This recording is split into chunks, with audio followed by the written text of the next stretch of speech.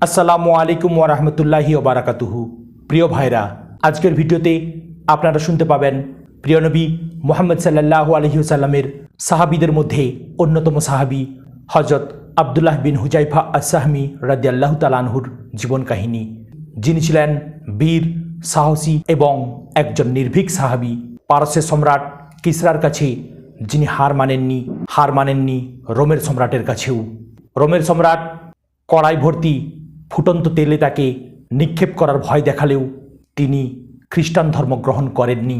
তিনি বলেছিলেন, আমার শরীরে যতগুলো লোম আছে ততবারও যদি নিক্ষেপ করা হয় তবুও মুহাম্মদ সাল্লাল্লাহু আলাইহি ওয়াসাল্লামের দ্বীনকে আমি পরিত্যাগ করতে পারবো না। আসুন আমরা তার নির্ভীক এবং আকাশচুম্বী সাহসের কথা শুনি। ভিডিওটি ভালো লাগলে একটি কমেন্ট করবেন। দিন দুনিয়ার বাণী যাতে চারিদিকে ছড়িয়ে পড়ে শেয়ার করবেন এবং অবশ্যই চ্যানেলটিকে সাবস্ক্রাইব করবেন। হযরত আব্দুল্লাহ বিন হুযাফা আস-সাহমী রাদিয়াল্লাহু তাআলা আনহু। প্রত্যেক মুসলমানের উচিত আব্দুল্লাহ বিন হুযাফার কপালে চুমু খাওয়া, আর আমি নিজেই সর্বপ্রথম তা শুরু করছি। তার সম্মানে হযরত উমর বিন খাত্তাব রাদিয়াল্লাহু তাআলা আনহুর বাণী। আমাদের এই জীবন কাহিনীর বীর হলেন রাসূল সাল্লাল্লাহু আলাইহি সাল্লামের সম্মানিত সাহাবী, যাকে আব্দুল্লাহ বিন হুযাফা আস-সাহমী বলে ডাকা হতো। কোনো প্রকার কথা বলা ব্যতীত ইতিহাস তাকে পাশ কেটে চলে যেত, যেমনিভাবে তার গোত্রের অন্য সাধারণ আরবদেরকে পাশ কেটে চলে গেছে। কিন্তু ইসলাম হযরত আব্দুল্লাহ বিন হুযাফাকে তৎকালীন বিশ্বের শক্তিশালী দুই সম্রাটের সাথে দেখা করার সুযোগ করে দিল। তারা হচ্ছে পারস্য সম্রাট কিসরা এবং রোমান সম্রাট কায়সার।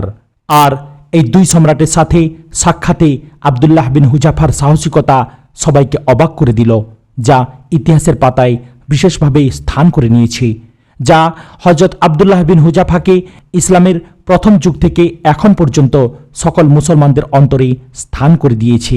পারস্যের সম্রাট কিসরার সাথে ঘটিত ঘটনা, যা ৬ষ্ঠ হিজরিতে সংঘটিত হয়েছিল, যখন নবী করিম সাল্লাল্লাহু আলাইহি ওয়াসাল্লাম তার সাহাবীদের থেকে একদল লোককে অনারব সম্রাট কিসরার নিকটে ইসলামের প্রতি আহ্বান জানিয়ে একটি পত্র দিয়ে প্রেরণ করার সংকল্প করলেন।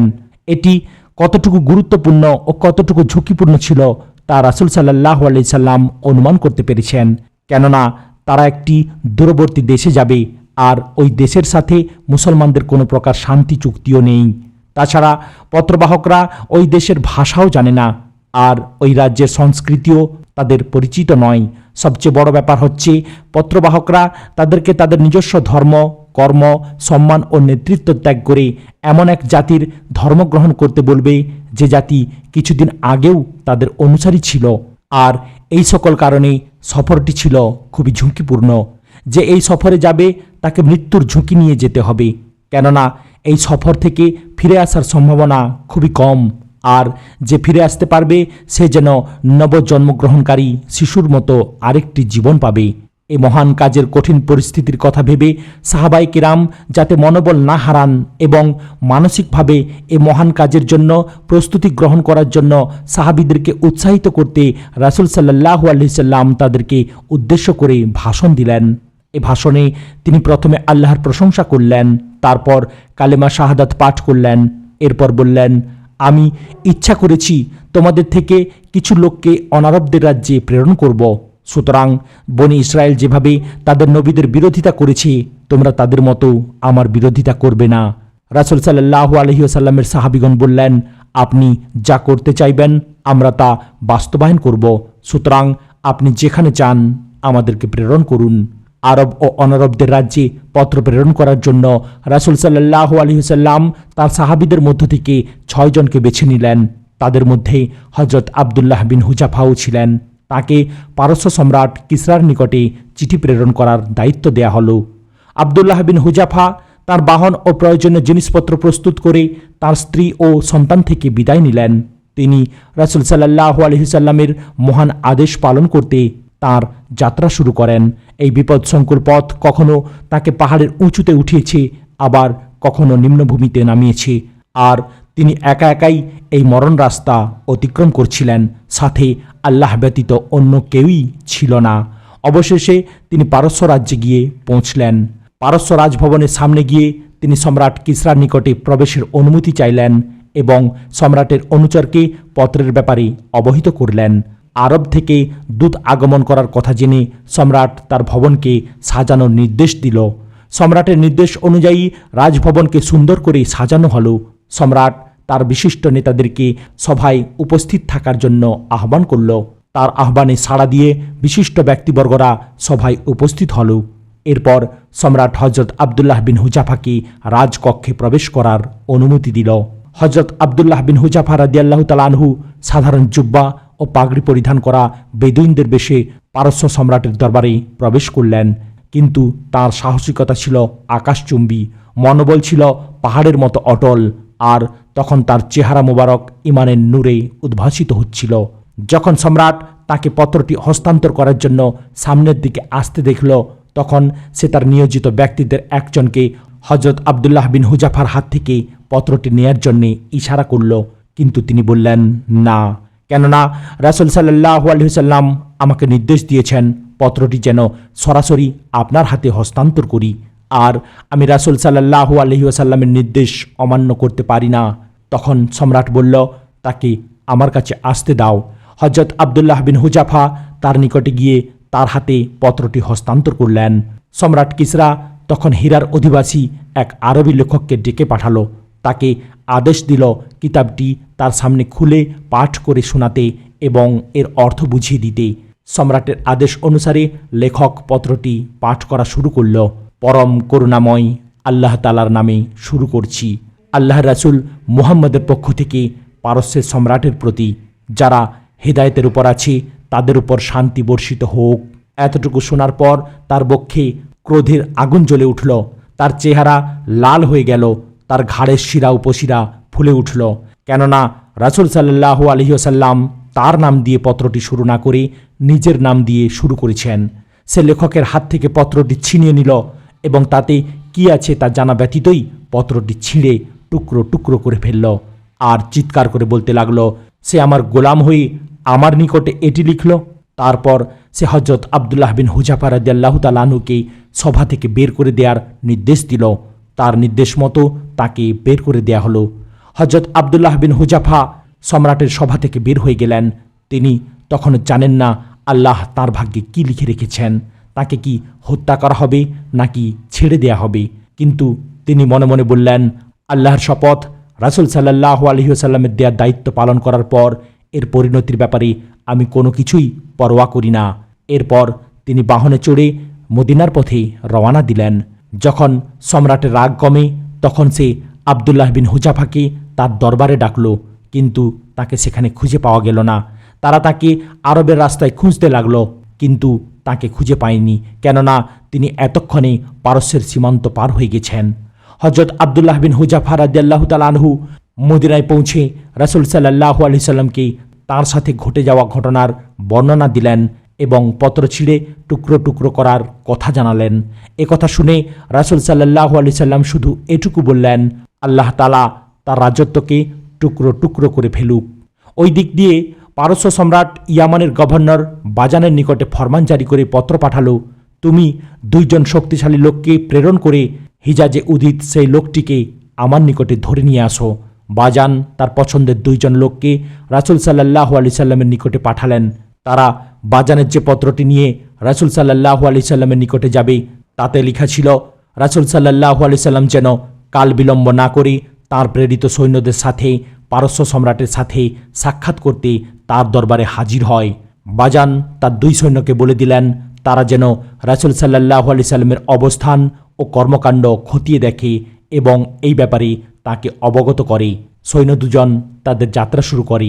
চলতে চলতে তারা তায়েফে এসে পৌঁছল। তায়েফে তাদের সাথে কুরাইশদের একটি ব্যবসায়ী কাফেলার দেখা হলো। তারা তাদেরকে মুহাম্মদ সাল্লাল্লাহু আলাইহি সাল্লামের সম্পর্কে জিজ্ঞেস করল।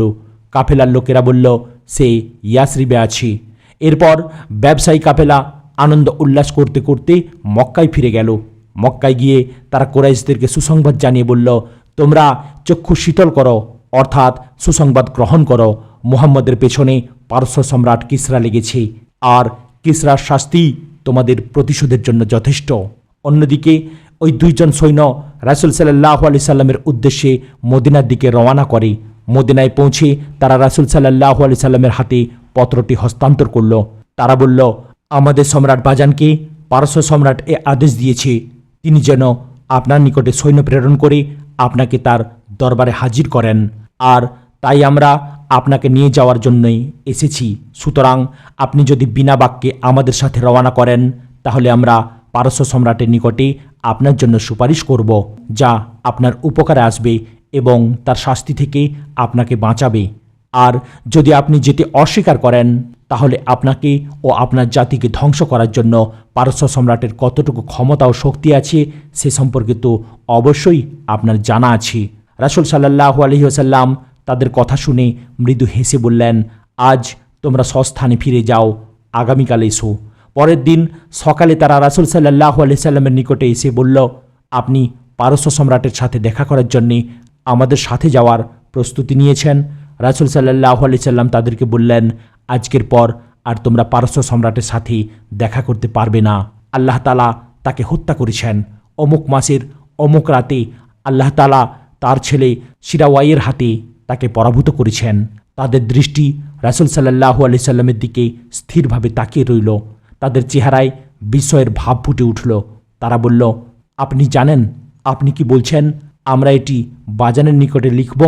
রাসূল সাল্লাল্লাহু আলাইহি সাল্লাম বললেন, হ্যাঁ, এবং তোমরা তাকে বলবে, আমার ধর্ম অতি শীঘ্রই কিসরার রাজ্য যতটুকু পৌঁছেছে ততটুকু পৌঁছে যাবে। সুতরাং তুমি যদি ইসলাম গ্রহণ করো তাহলে তোমাকে আমি তোমার আয়ত্তে থাকা রাজ্যটি দান করব এবং তোমাকে তোমার গোত্রের বাদশাহ বানাবো। তারপর ওই দুই সৈন্য রাসূল সাল্লাল্লাহু আলাইহি সাল্লামের নিকট থেকে চলে গেল।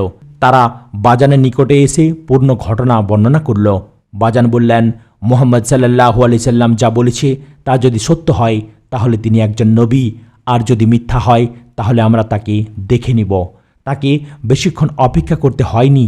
এর মধ্যে একদিন শিরাওয়াইয়ের পত্র তার নিকটে এসে পৌঁছল। সেই পত্রে শিরাওয়াই বলল, আমি পারস্য সম্রাটকে হত্যা করেছি।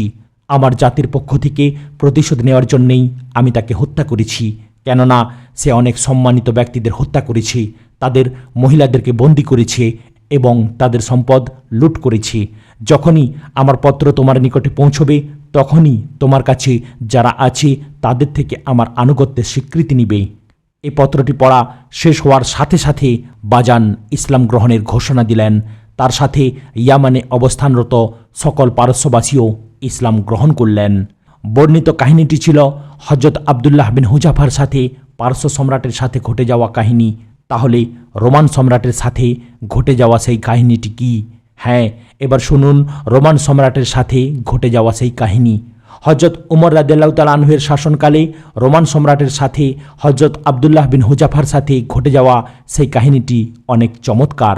ঊনবিংশ হিজরিতে রোমের সাথে যুদ্ধ করার জন্যে হযরত উমর রাদিয়াল্লাহু তাআলা আনহু একদল সৈন্য প্রেরণ করেন। তাদের মধ্যে হযরত আবদুল্লাহ বিন হুযাফাও ছিলেন। ইতোমধ্যে মুসলিম সৈন্যদের ইমানি শক্তি ও সাহসিকতার কথা রোমান সম্রাটের কানে গিয়ে পৌঁছে। আল্লাহর জন্যে যুদ্ধের ময়দানে নির্ভীকভাবে মুসলিম সৈন্যদের শহীদ হওয়ার কথাও সে জানতে পারে, আর তাই সে তার সৈন্যবাহিনীকে আদেশ করে যখন তারা বিজয় লাভ করবে তখন তারা যেন মুহাম্মদ সাল্লাল্লাহু আলাইহি সাল্লামের সাহাবীদের থেকে কাউকে বন্দী করে জীবিত নিয়ে আসে। আল্লাহ তাআলার ইচ্ছায় হযরত আবদুল্লাহ বিন হুযাফা তাদের হাতে বন্দী হয়ে গেলেন। তারা তাকে বন্দী করে তাদের সম্রাটের নিকটে নিয়ে গিয়ে বলল, এ লোকটি মুহাম্মদের অগ্রগামী সাহাবীদের একজন, আমাদের হাতে বন্দী হয়েছে, আমরা তাকে আপনার নিকটে নিয়ে এসেছি। রোমের সম্রাট আবদুল্লাহ বিন হুযাফার দিকে দীর্ঘক্ষণ তাকিয়ে থাকল। তারপর বলল, আমি তোমার সমীপে একটি প্রস্তাব পেশ করছি। হযরত হুযাফা রাদিয়াল্লাহু তাআলা আনহু বললেন, কি প্রস্তাব? সম্রাট বলল, তুমি খ্রিস্টান ধর্ম গ্রহণ করো। যদি তুমি তা করো আমি তোমাকে ছেড়ে দিব এবং তোমাকে যথেষ্ট সম্মানজনক পুরস্কার প্রদান করব। তখন হযরত হুযাফা রাদিয়াল্লাহু তাআলা আনহু ঘৃণা ও দৃঢ়তার সাথে বললেন, হায় আফসোস, তুমি আমাকে যেদিকে ডাকছো তা করা থেকে হাজারবার মৃত্যুবরণ করা আমার নিকটে অধিক উত্তম। সম্রাট বলল, আমি তোমাকে বিচক্ষণ মনে করছি, সুতরাং তুমি যদি আমার কথায় ছাড়া দাও তাহলে তোমাকে আমার কাজে অংশীদার করব এবং আমার রাজত্বের ভাগ দিব। একথা শুনে লোহার শিকলে বন্দী হযরত আবদুল্লাহ বিন হুযাফা মৃদু হেসে বললেন, আল্লাহর শপথ, তুমি যদি আমাকে তোমার সমগ্র রাজত্ব দিয়ে দাও এবং আরবে তুমি যা কিছুর মালিক সব দিয়ে দাও, তাহলেও আমি মুহাম্মাদের ধর্ম থেকে এক চুল পরিমাণও নড়ব না। সম্রাট বলল, তাহলে আমি তোমাকে হত্যা করব। তিনি বললেন, তোমার ইচ্ছে। তারপর সম্রাট তাকে শুলিতে চড়ানোর নির্দেশ দিল। সম্রাটের নির্দেশ অনুসারে তাকে শুলিতে চড়ানো হলো। সম্রাট তীরন্দাজকে বলল, তোমরা তার হাতের আশপাশে তীর নিক্ষেপ করো।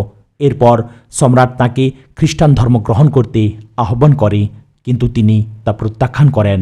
সম্রাট আবার বলল, তোমরা তার পায়ের আশপাশে তীর নিক্ষেপ করো। অন্যদিকে সে তাকে তার নিজ ধর্ম ত্যাগ করতে আহ্বান করে, কিন্তু তিনি তা প্রত্যাখ্যান করেন। সম্রাট নিরাশ হয়ে তাকে শুলি থেকে নামানোর আদেশ দিল। সে তার লোকদেরকে বড় একটি পাত্র নিয়ে আসার নির্দেশ দিল। সে পাত্রটি তেল ঢেলে ভর্তি করা হলো। তারপর তা আগুনের উপরে রেখে উত্তপ্ত করা হলো। তেলগুলো আগুনের তেজে টকবক করতে লাগলো। এরপর সম্রাট মুসলিম বন্দীদের থেকে 2 জন বন্দীকে নিয়ে আসার নির্দেশ দিল। তাদের একজনকে গরম তেলে নিক্ষেপ করল। নিক্ষেপ করার সাথে সাথে তার গোস্তগুলো গলে হাড্ডি থেকে আলাদা হয়ে গেল এবং খালি হাড্ডিগুলো ভেসে উঠল। এরপর সম্রাট আবদুল্লাহ বিন হুজাফাকে খ্রিস্টান ধর্ম গ্রহণ করার আহ্বান করে। এবার তিনি আগের থেকেও জোর গলায় তা প্রত্যাখ্যান করেন। সম্রাট যখন হতাশ হয়ে গেল, তখন তাকেও তার সঙ্গীদের মতো গরম তেলে নিক্ষেপ করার আদেশ দিয়ে চলে গেল। সম্রাট চলে যাওয়ার পর হযরত হুজাফা কাঁদতে শুরু করলেন। তার কান্না দেখে তারা সম্রাটকে গিয়ে বলল, সে তো কাঁদছে। সম্রাট ধারণা করল তিনি ভয় পেয়েছেন, আর তাই সে তাদেরকে বলল, তাকে আমার নিকটে নিয়ে আসো। তারা তাকে নিয়ে আসলে সম্রাট আবারও তাকে খ্রিস্টান হওয়ার প্রস্তাব দিল, কিন্তু তিনি সেই প্রস্তাব গ্রহণ করতে অস্বীকৃতি জানালো। সম্রাট বলল, তোমার ধ্বংস হতো, তাহলে তুমি কেন কেঁদেছ? তিনি বললেন, আমি এভেবে কেঁদেছিলাম যে আমাকে এখন তেলে নিক্ষেপ করা হলে তো আমি মাত্র একবার মারা যাব, কিন্তু আমার তো ইচ্ছা আমার শরীরে যত পশম আছে তত সমপরিমাণ যদি আমার আত্মা থাকতো, তাহলে আমাকে ততবার এ পাত্রে নিক্ষেপ করা হতো, আর আমি ততবার আল্লাহর রাস্তায় শহীদ হতাম। সম্রাট বলল, তুমি কি আমার কপালে চুমু খাবে? তাহলে আমি তোমাকে ছেড়ে দিব। তিনি তাকে বললেন, সকল মুসলমান বন্দীকে ছেড়ে দিবে?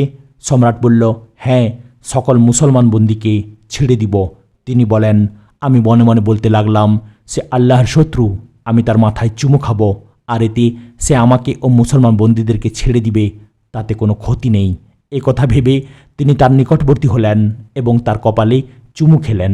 তারপর রোমের সম্রাট তার নিকটে সকল মুসলিম বন্দীকে হস্তান্তর করার নির্দেশ দিল। তিনি খলিফা উমর রাদিয়াল্লাহু তাআলা আনহুর নিকটে ফিরে এসে তাঁর সাথে ঘটে যাওয়া ঘটনার বর্ণনা দিলেন।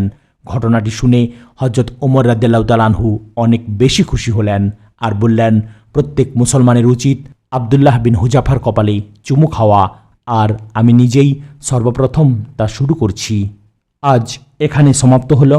ভিডিওর পরবর্তী অংশ অর্থাৎ হযরত উমাইর বিন ওয়াহাব রাদিয়াল্লাহু তাআলা আনহুর জীবনী শুনতে গেলে চ্যানেলটিকে সাবস্ক্রাইব করুন, লাইক, কমেন্ট এবং শেয়ার করতেও ভুলবেন না। আসসালামু আলাইকুম ওয়া রাহমাতুল্লাহি ওয়া বারাকাতুহু।